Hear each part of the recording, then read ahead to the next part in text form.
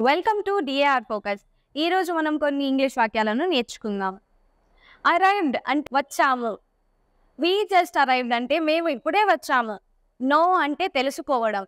Do you know her? ఆమె మీకు తెలుసా? What does he do? అతను ఏం చేస్తాడు? They are not coming. వారు రావడం లేదు. కమింగ్ అంటే రావడం. సే ఎనీథింగ్ ఏమైనా చెప్పాడా? డిడ్ హీ సే ఎనీథింగ్ అంటే అతను ఏమైనా చెప్పాడా? వెయిట్ అంటే వేచి ఉండడం. ప్లీజ్ వెయిట్ ఫర్ మీ అంటే దయచేసి నా కోసం వేచి ఉండండి. టచ్ అంటే ముట్టుకోవడం.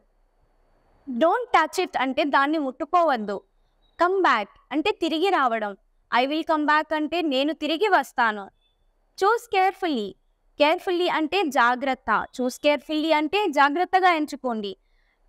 గో అంటే వెళ్ళడం. I have to go now అంటే నేను ఇప్పుడే వెళ్ళాలి. టెల్ మీ వై ఎందుకో చెప్పండి. వాట్ హ్యాపెండ్ అంటే ఏమైంది. జస్ట్ ఇమాజిన్ అంటే ఊహించండి. ఇమాజినేషన్ అంటే ఊహ. గివ్ ఇట్ రైట్ నౌ ఇప్పుడు ఇవ్వండి. ఎక్స్ప్లెయిన్ అంటే చెప్పడం. ప్లీజ్ ఎక్స్ప్లెయిన్ దట్ అంటే మళ్ళీ చెప్పండి.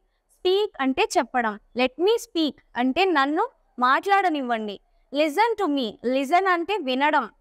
నేను చెప్పేది విను. లిజన్ టు మీ అంటే నేను చెప్పేది విను. డోంట్ సే ఎనీవన్ ఇంకేం చెప్పొద్దు. Don't talk too much. దీంట్లో వర్బ్ అనేది టాక్ కాబట్టి మాట్లాడడం. టాక్ అంటే మాట్లాడడం. డోంట్ టాక్ టూ మచ్ అంటే ఎక్కువగా మాట్లాడవద్దు అని అర్థం. ఈ వీడియో మీకు నచ్చినట్లయితే లైక్ చేయండి. ఇలాంటి మరికొన్ని ఇంగ్లీష్ వాక్యాలు నేర్చుకోవడం కోసం మన ఛానల్ను సబ్స్క్రైబ్ చేయండి.